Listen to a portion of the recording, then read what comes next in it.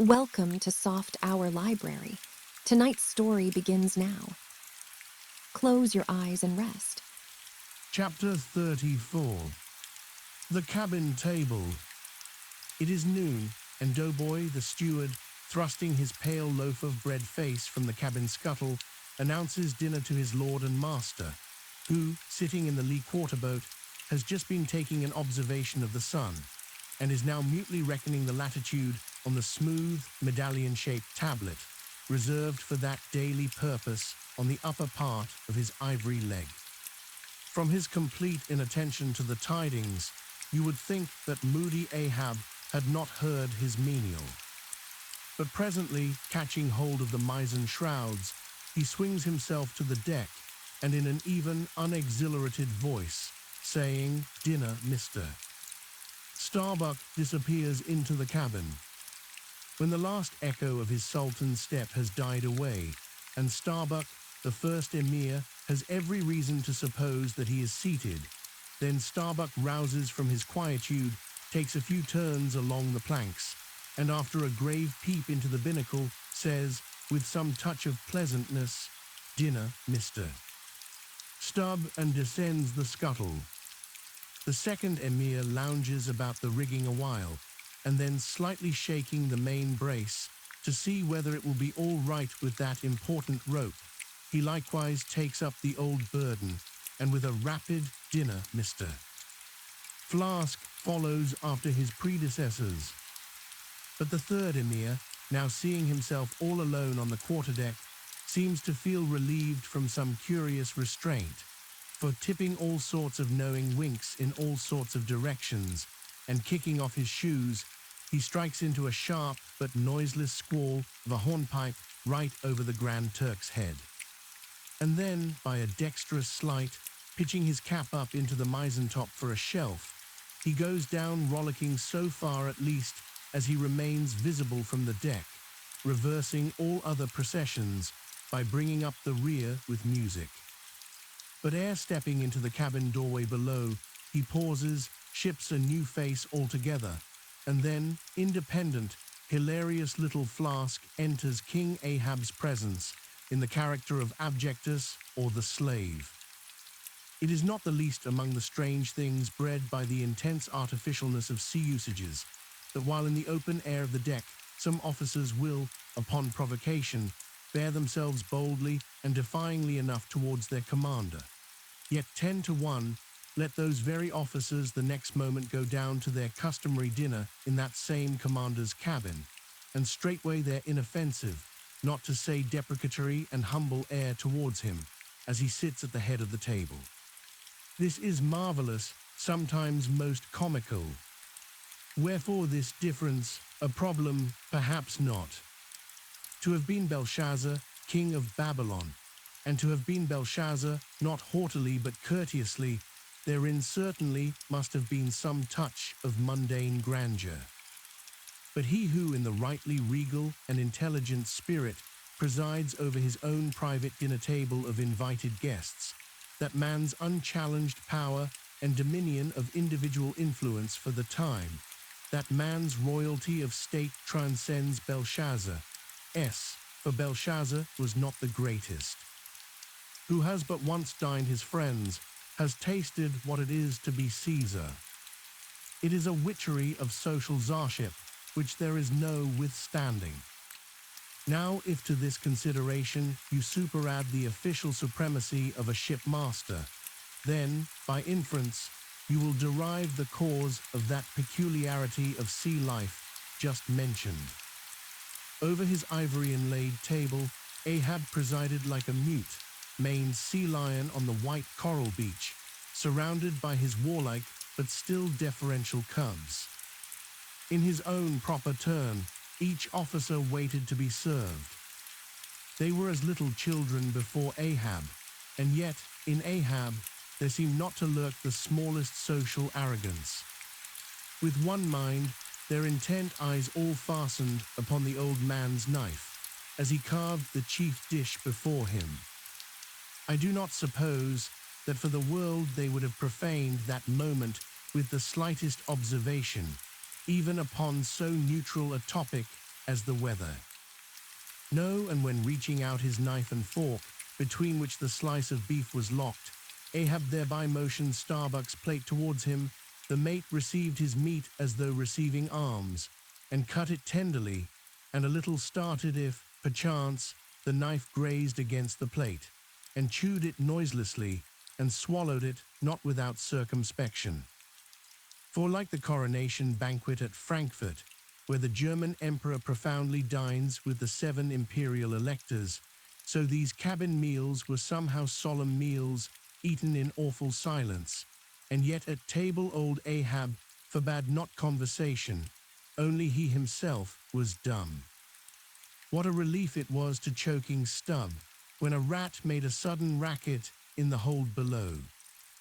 And poor little Flask, he was the youngest son and little boy of this weary family party. His were the shin bones of the saline beef, his would have been the drumsticks. For Flask to have presumed to help himself, this must have seemed to him tantamount to larceny in the first degree. Had he helped himself at that table, doubtless, never more would he have been able to hold his head up in this honest world. Nevertheless, strange to say, Ahab never forbade him. And had Flask helped himself, the chances were Ahab had never so much as noticed it. Least of all did Flask presume to help himself to butter. Whether he thought the owners of the ship denied it to him, on account of its clotting his clear, sunny complexion, or whether he deemed that on so long a voyage in such marketless waters, butter was at a premium, and therefore was not for him, a subaltern, however it was, Flask, alas, was a butterless man. Another thing, Flask was the last person down at the dinner, and Flask is the first man up. Consider, for hereby Flask's dinner was badly jammed in point of time. Starbuck and Stubb both had the start of him, and yet they also have the privilege of lounging in the rear. If Stubb even, who is but a peg higher than Flask, happens to have but a small appetite and soon shows symptoms of concluding his repast, then Flask must bestir himself. He will not get more than 3 mouthfuls that day, for it is against holy usage for Stubb to precede Flask to the deck. Therefore it was that Flask once admitted in private that ever since he had arisen to the dignity of an officer, from that moment he had never known what it was to be otherwise than hungry, more or less. For what he ate did not so much relieve his hunger as keep it immortal in him. Peace and satisfaction, thought Flask, have forever departed from my stomach.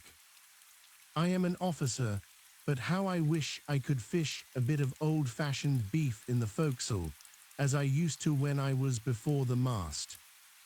There's the fruits of promotion now, there's the vanity of glory, there's the insanity of life.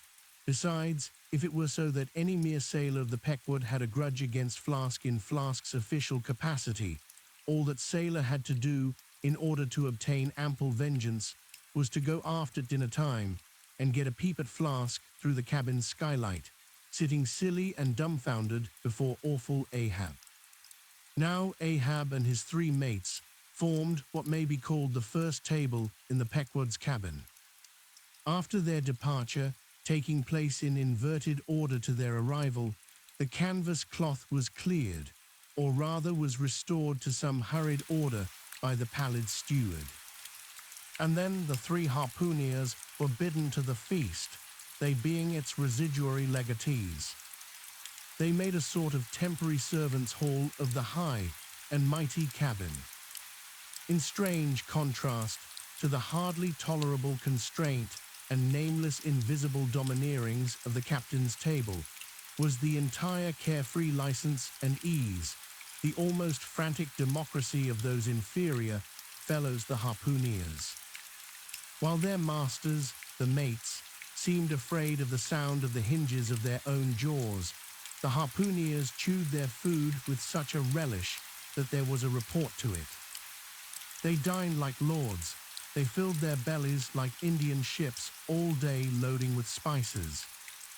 Such portentous appetites had Queequeg and Tashtigo that to fill out the vacancies made by the previous repast, often the pale doughboy was fain to bring on a great baron of salt junk, seemingly quarried out of the solid ox. And if he were not lively about it, if he did not go with a nimble hop, skip, and jump, then Tashtigo had an ungentlemanly way of accelerating him by darting a fork at his back, harpoon-wise. And once Dagu, seized with a sudden humor, assisted Doughboy's memory by snatching him up bodily and thrusting his head into a great empty wooden trencher, while Tashtigo, knife in hand, began laying out the circle preliminary to scalping him. He was naturally a very nervous, shuddering sort of little fellow, this bread-faced steward, the progeny of a bankrupt baker and a hospital nurse. And what with the standing spectacle of the black terrific Ahab and the periodical tumultuous visitations of these three savages, Doughboy's whole life was one continual lip quiver. Commonly, after seeing the harpooneers furnished with all things they demanded, he would escape from their clutches into his little pantry adjoining, and fearfully peep out at them through the blinds of its door, till all was over. It was a sight to see Queequeg seated over against Tashtigo, opposing his filed teeth to the Indians. Crosswise to them, Dagu seated on the floor, for a bench would have brought his hearse-bloomed head to the low carlins, at every motion of his colossal limbs making the low cabin framework to shake, as when an African elephant goes passenger in a ship. But for all this, the great Negro was wonderfully abstemious, not to say dainty. It seemed hardly possible that by such comparatively small mouthfuls he could keep up the vitality diffused through so broad, baronial, and superb a person. But doubtless, this noble savage fed strong and drank deep of the abounding element of air, and through his dilated nostrils snuffed in the sublime life of the worlds. Not by beef or by bread are giants made or nourished. But Queequeg, he had a mortal, barbaric smack of the lip in eating, an ugly sound enough, so much so that the trembling doughboy almost looked to see whether any marks of teeth lurked in his own lean arms. And when he would hear Tashtigo singing out for him to produce himself, that his bones might be picked, the simple-witted steward all but shattered the crockery hanging round him in the pantry by his sudden fits of the palsy. Nor did the whetstone which the harpooneers carried in their pockets for their lances and other weapons, and with which whetstones at dinner they would ostentatiously sharpen their knives, that grating sound did not at all tend to tranquilize poor Doughboy. How could he forget that in his island days, Queequeg, for one, must certainly have been guilty of some murderous, convivial indiscretions? Alas, Doughboy, hard fares the white waiter who waits upon cannibals. Not a napkin should he carry on his arm, but a buckler. In good time, though to his great delight, the three salt sea warriors would rise and depart, to his credulous, fable-mongering ears, all their martial bones jingling in them at every step, like Moorish cimeters in scabbards. But though these barbarians dined in the cabin and nominally lived there, still, being anything but sedentary in their habits, they were scarcely ever in it except at mealtimes and just before sleeping time, when they passed through it to their own peculiar quarters. In this one matter, Ahab seemed no exception to most American whale captains, who, as a set, rather incline to the opinion that by rights the ship's cabin belongs to them, and that it is by courtesy alone that anybody else is, at any time, permitted there. So that, in real truth, the mates and harpooneers of the Pequod might more properly be said to have lived out of the cabin than in it. For when they did enter it, it was something as a street door enters a house, turning inwards for a moment only to be turned out the next, and as a permanent thing residing in the open air. Nor did they lose much hereby. In the cabin was no companionship, Socially, Ahab was inaccessible. Though nominally included in the census of Christendom, he was still an alien to it. He lived in the world, as the last of the grizzly bears lived in settled Missouri. And as when spring and summer had departed, that wild logan of the woods, burying himself in the hollow of a tree, lived out the winter there, sucking his own paws. So, in his inclement, howling old age, Ahab's soul, shut up in the caved trunk of his body, there fed upon the sullen pores of its gloom. Chapter 35. The Masthead. It was during the more pleasant weather that in due rotation with the other seamen my first masthead came round. In most American whalemen, the mastheads are manned almost simultaneously with the vessel leaving her port, even though she may have 15,000 miles and more to sail ere reaching her proper cruising ground. And if after a 3, 4, or 5 years voyage she is drawing nigh home with anything empty in her, say, an empty vial even, then her mastheads are kept manned to the last, and not till her skysail poles sail in among the spires of the port does she altogether relinquish the hope of capturing one whale more. Now, as the business of standing mastheads, ashore or afloat, is a very ancient and interesting one, let us in some measure expatiate here. I take it that the earliest standers of mastheads were the old Egyptians, because, in all my researches, I find none prior to them. For though their progenitors, the builders of Babel, must doubtless, by their tower, have intended to rear the loftiest masthead in all Asia or Africa either, yet ere the final truck was put to it, as that great stone mast of theirs may be said to have gone by the board in the dread gale of God's wrath. Therefore, we cannot give these Babel builders priority over the Egyptians. And that the Egyptians were a nation of masthead standers is an assertion based upon the general belief among archaeologists that the first pyramids were founded for astronomical purposes, a theory singularly supported by the peculiar stair-like formation of all 4 sides of those edifices, whereby, with prodigious long upliftings of their legs, those old astronomers were wont to mount to the apex and sing out for new stars. Even as the lookouts of a modern ship sing out for a sail, or a whale just bearing in sight. In Saint Stylites, the famous Christian hermit of old times, who built him a lofty stone pillar in the desert and spent the whole latter portion of his life on its summit, hoisting his food from the ground with a tackle, in him we have a remarkable instance of a dauntless stander of mastheads, who was not to be driven from his place by fogs or frosts, rain, hail, or sleet, but valiantly facing everything out to the last, literally died at his post. Of modern standers of mastheads, we have but a lifeless set, mere stone, iron, and bronze men, who, though well capable of facing out a stiff gale, are still entirely incompetent to the business of singing out upon discovering any strange sight. There is Napoleon, who upon the top of the column of Vendôme stands with arms folded, some 150 feet in the air, careless now who rules the decks below, whether Louis Philippe, Louis Blanc, or Louis the Devil. Great Washington, too, stands high aloft on his towering mainmast in Baltimore, and like one of Hercules' pillars, his column marks that point of human grandeur beyond which few mortals will go. Admiral Nelson, also on a capstan of gunmetal, stands his masthead in Trafalgar Square, and ever when most obscured by that London smoke, token is yet given that a hidden hero is there, for where there is smoke must be fire.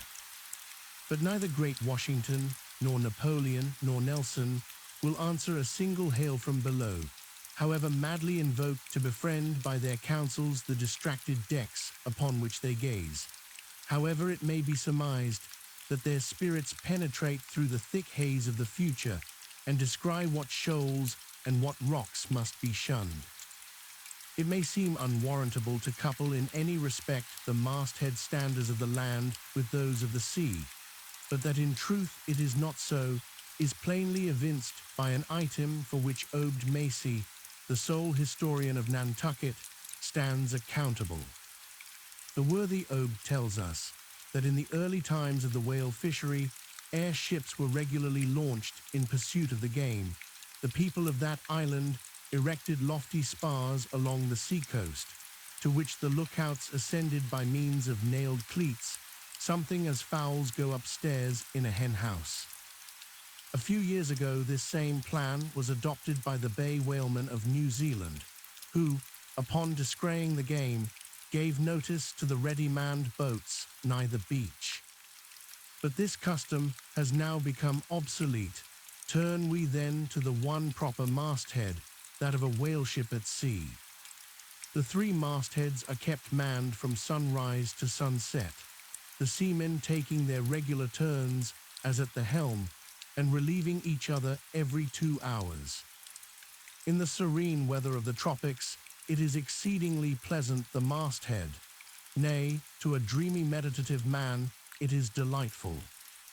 There you stand, 100 feet above the silent decks, striding along the deep, as if the masts were gigantic stilts, while beneath you and between your legs, as it were, swim the hugest monsters of the sea, even as ships once sailed between the boots of the famous Colossus at Old Rhodes.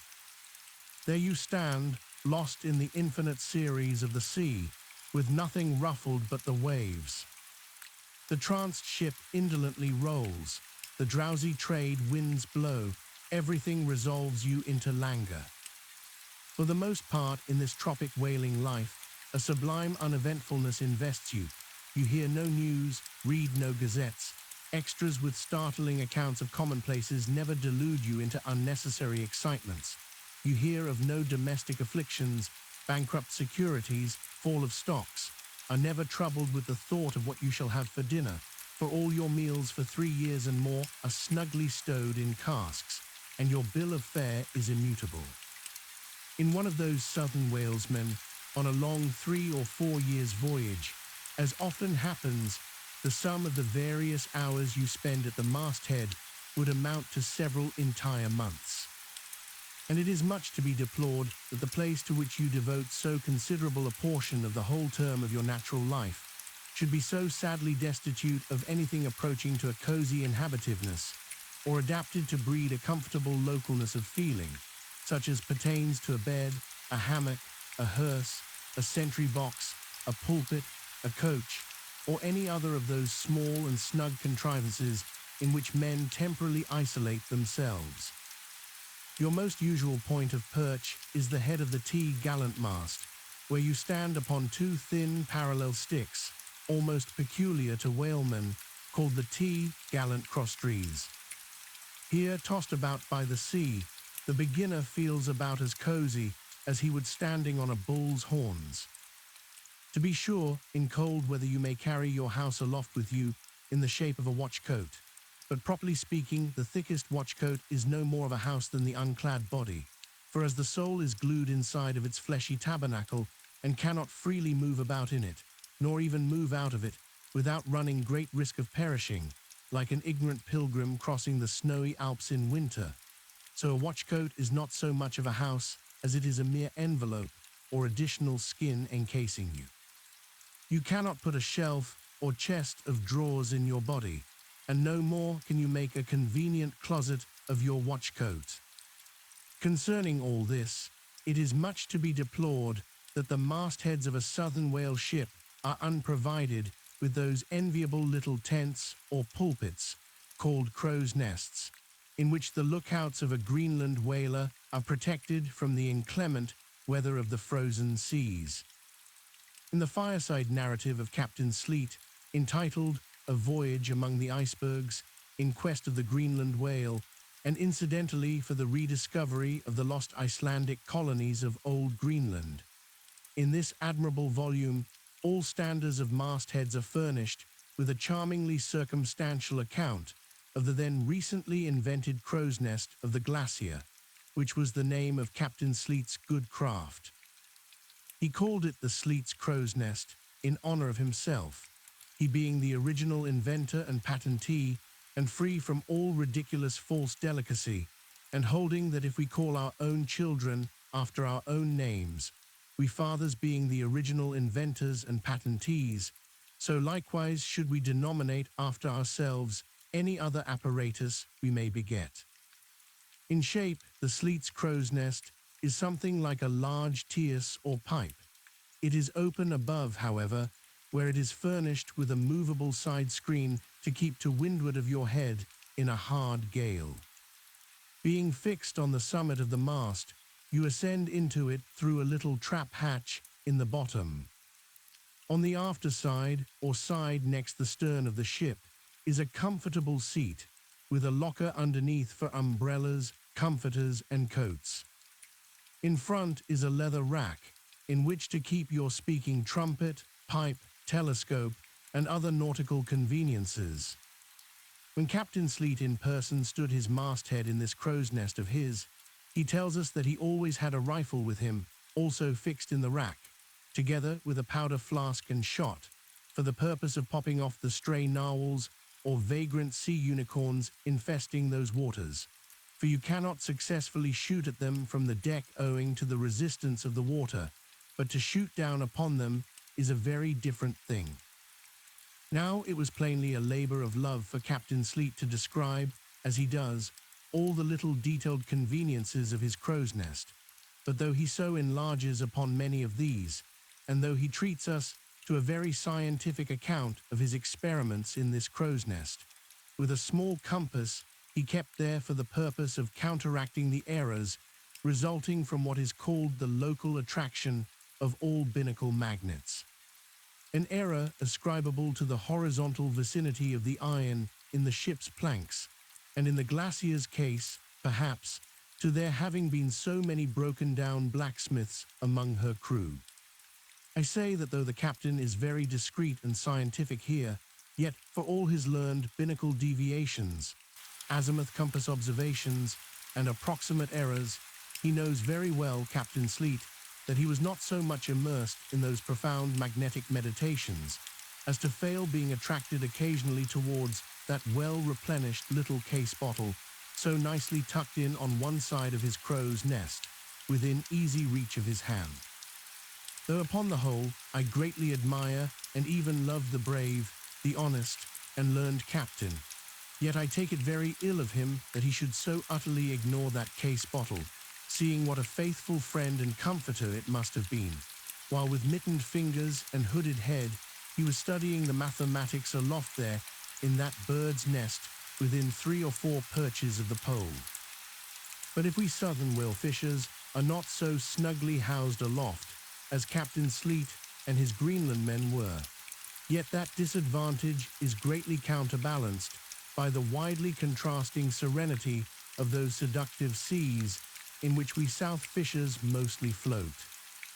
For one, I used to lounge up the rigging very leisurely, resting in the top to have a chat with Queequeg or anyone else off duty whom I might find there, then ascending a little way further and throwing a lazy leg over the topsail yard, take a preliminary view of the watery pastures, and so at last mount to my ultimate destination.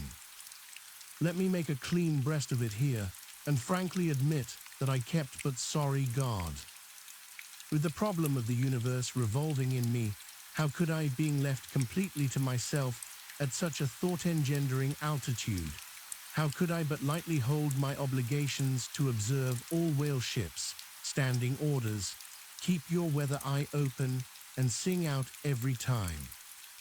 And let me in this place movingly admonish you, ye shipowners of Nantucket, beware of enlisting in your vigilant fisheries any lad with lean brow and hollow eye, given to unseasonable meditativeness, and who offers to ship with the feed-on instead of bowditch in his head. Beware of such an one, I say, your whales must be seen before they can be killed, and this sunken-eyed young Platonist will tow you 10 wakes round the world, and never make you 1 pint of sperm the richer. Nor are these monitions at all unneeded. For nowadays, the whale fishery furnishes an asylum for many romantic, melancholy, and absent-minded young men, disgusted with the carking cares of earth and seeking sentiment in tar and blubber. Childe Harold not unfrequently perches himself upon the masthead of some luckless, disappointed whale ship, and in moody phrase ejaculates, "Roll on, thou deep and dark blue ocean, roll. 10,000 blubber hunters sweep over thee in vain." But very often do the captains of such ships take those absent-minded young philosophers to task, upbraiding them with not feeling sufficient interest in the voyage, half hinting that they are so hopelessly lost to all honorable ambition as that in their secret souls they would rather not see whales than otherwise. But all in vain. Those young Platonists have a notion that their vision is imperfect. They are short-sighted. What use, then, to strain the visual nerve? They have left their opera glasses at home. "Why, thou monkey," said a harpooner to one of these lads, "we've been cruising now hard upon 3 years, and thou hast not raised a whale yet. Whales are scarce as hen's teeth whenever thou art up here." Perhaps they were, or perhaps there might have been shoals of them in the far horizon, but lulled into such an opium-like listlessness of vacant, unconscious reverie is this absent-minded youth by the blending cadence of waves with thoughts, that at last he loses his identity, takes the mystic ocean at his feet for the visible image of that deep, blue, bottomless soul pervading mankind and nature, and every strange, half-seen, gliding, beautiful thing that eludes him. Every dimly discovered, uprising fin of some undiscernible form seems to him the embodiment of those elusive thoughts that only people the soul by continually flitting through it. In this enchanted mood, thy spirit ebbs away to whence it came, becomes diffused through time and space, like Cranmer's sprinkled pantheistic ashes, forming at last a part of every shore the round globe over. There is no life in thee now, except that rocking life imparted by a gently rolling ship, by her borrowed from the sea, by the sea from the inscrutable tides of God. But while this sleep, this dream is on ye, move your foot or hand an inch, slip your hold at all, and your identity comes back in horror. Over discussion vortices you hover, and perhaps at midday in the fairest weather, with one half-throttled shriek you drop through that transparent air into the summer sea, no more to rise forever. Heed it well, ye pantheists. Chapter 36. The quarterdeck. Enter Ahab, then all. It was not a great while after the affair of the pipe that one morning shortly after breakfast, Ahab, as was his wont, ascended the cabin gangway to the deck. Their most sea captains usually walk at that hour, as country gentlemen, after the same meal, take a few turns in the garden. Soon his steady, ivory stride was heard, as to and fro he paced his old rounds, upon planks so familiar to his tread that they were all over dented, like geological stones, with the peculiar mark of his walk. Did you fixedly gaze, too, upon that ribbed and dented brow, there also you would see still stranger footprints, the footprints of his one unsleeping, ever-pacing thought. But on the occasion in question, those dents looked deeper, even as his nervous step that morning left a deeper mark. And so full of his thought was Ahab, that at every uniform turn that he made, now at the mainmast and now at the binnacle, you could almost see that thought turn in him as he turned, and pace in him as he paced, so completely possessing him, indeed, that it all but seemed the inward mold of every outer movement. "D'ye mark him, Flask?" whispered Stubb. "The chick that's in him pecks the shell. 'Twill soon be out." The hours wore on, Ahab now shut up within his cabin, anon pacing the deck, with the same intense bigotry of purpose in his aspect. It drew near the close of day. Suddenly he came to a halt by the bulwarks, and inserting his bone leg into the auger hole there, and with one hand grasping a shroud, he ordered Starbuck to send everybody aft. "Sir," said the mate, astonished at an order seldom or never given on shipboard except in some extraordinary case. "Send everybody aft," repeated Ahab.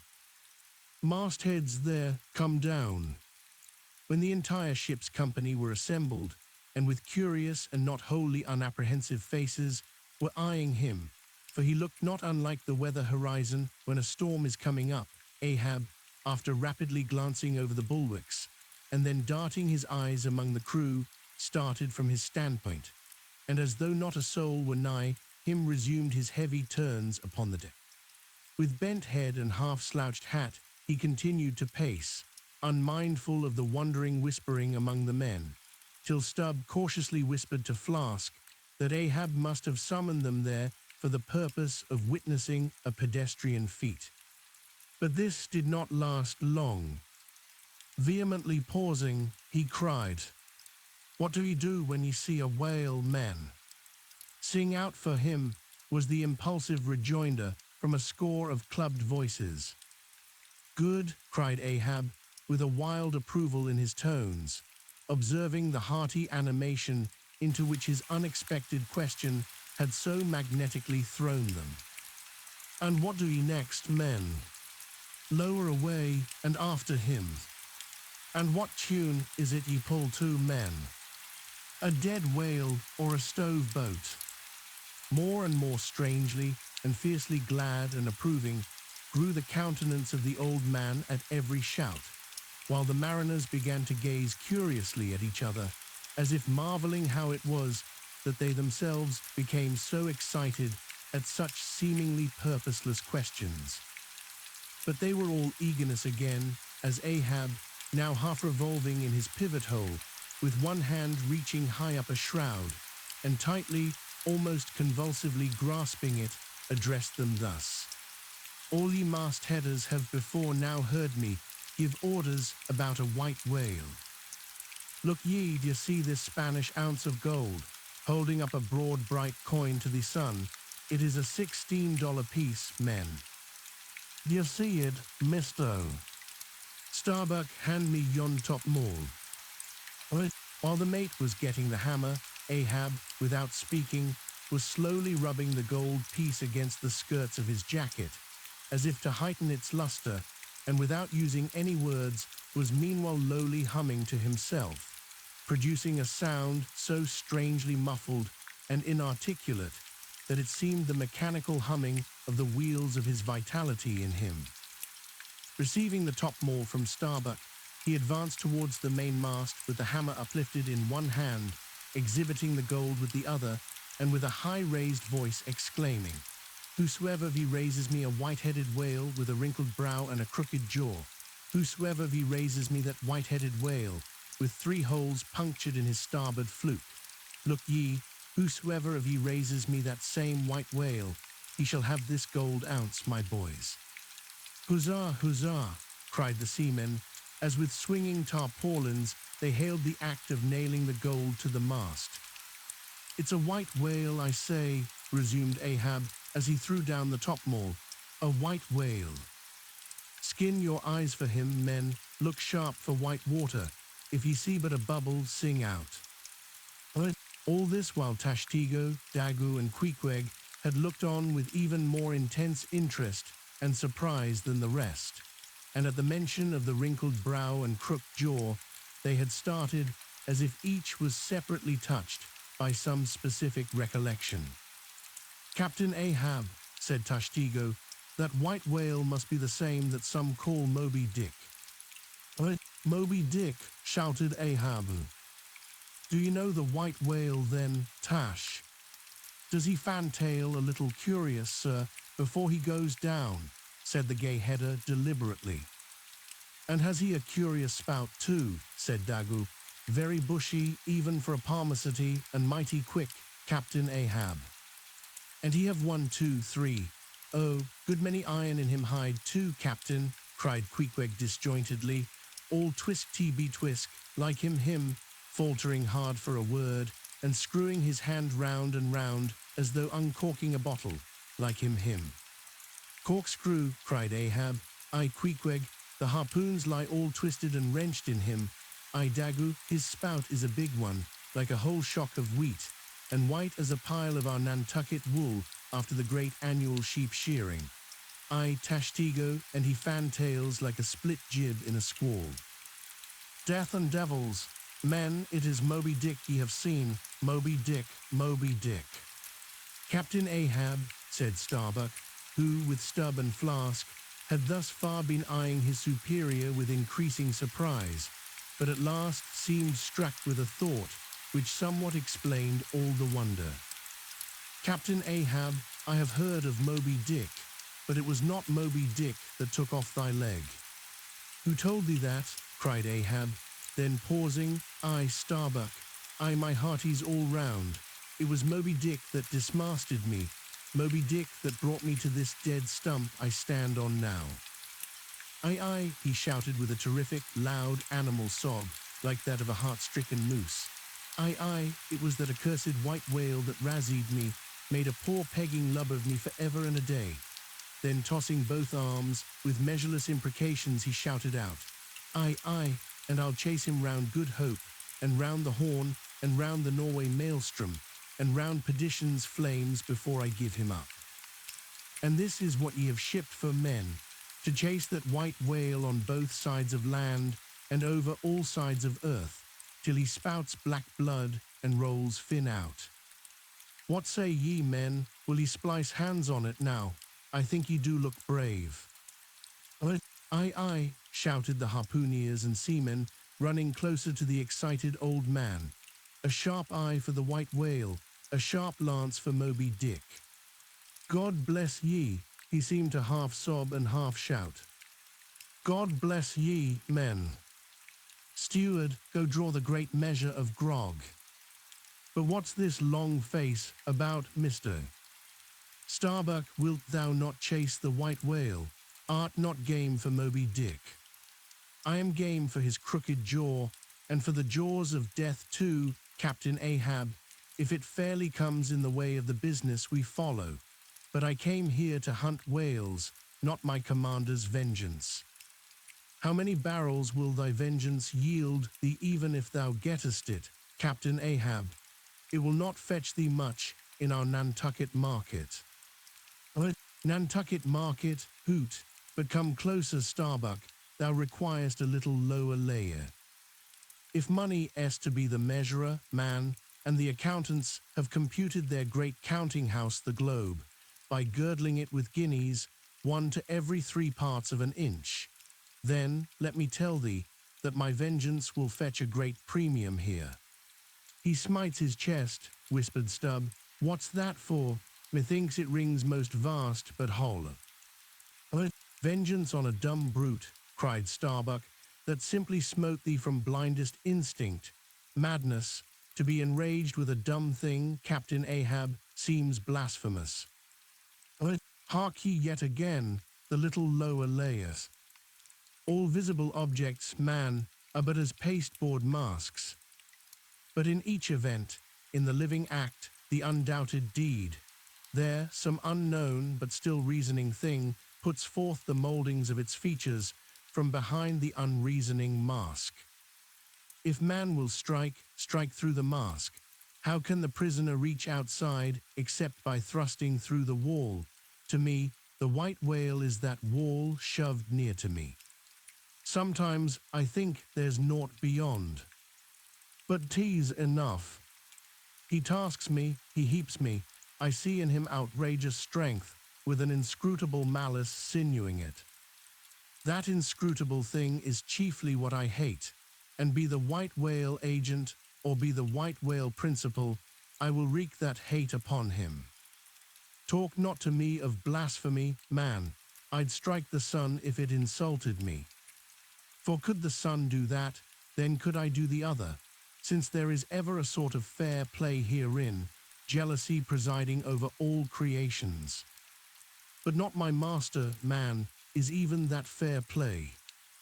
Who's over me, truth hath no confines. Take off thine eye, more intolerable than fiends, glarings is a doltish stare, So, thou readiest and palest, my heat has melted thee to anger glow. But look ye, Starbuck, what is said in heat, that thing unsays itself. There are men from whom warm words are small indignity. I meant not to incense thee. Let it go. Look, see yonder Turkish cheeks of spotted torn, living, breathing pictures painted by the sun. The pagan leopards, the unrecking and unworshipping things that live and seek and give no reasons for the torrid life they feel. The crew, man, the crew, are they not one and all with Ahab in this matter of the whale? See Stubb, he laughs. See yonder Chilean, he snorts to think of it. Stand up amid the general hurricane, thy one-tossed sapling cannot, Starbuck, and what is it? Reckon it.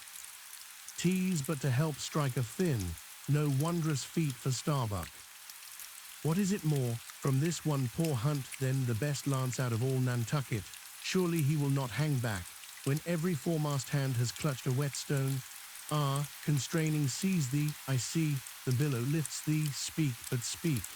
I, thy silence then, that voices thee. Aside, something shot from my dilated nostrils, he has inhaled it in his lungs. Starbuck now is mine, cannot oppose me now without rebellion.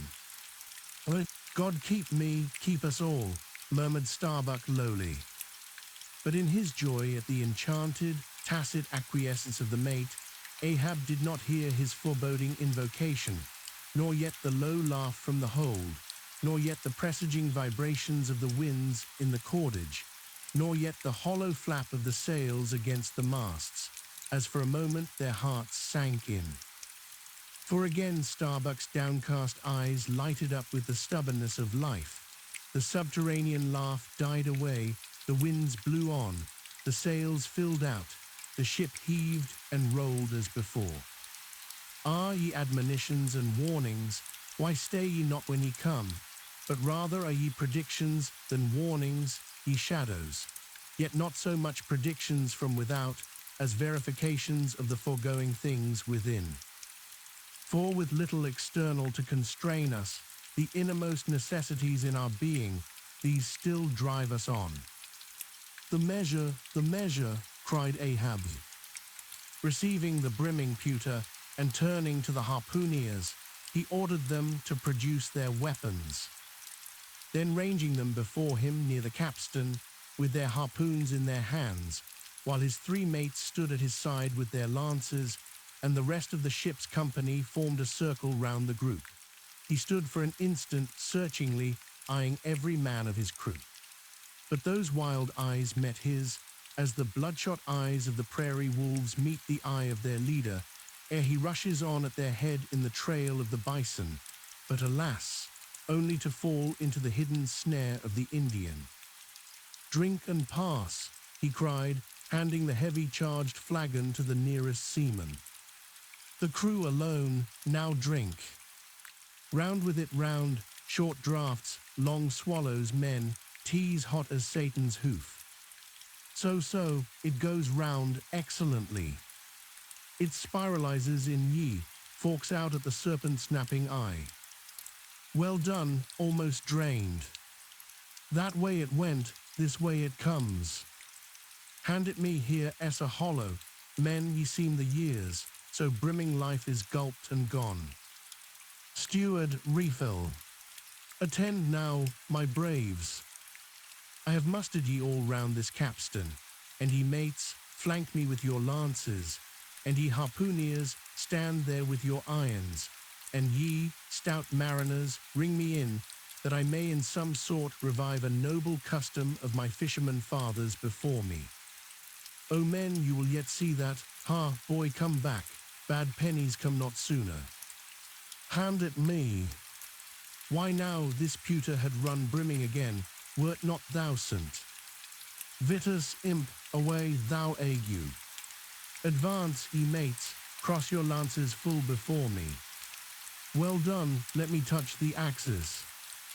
So saying, with extended arm, he grasped the three-level, radiating lances at their cross center, while so doing, suddenly and nervously twitched them, meanwhile glancing intently from Starbuck to Stubb, from Stubb to Flask.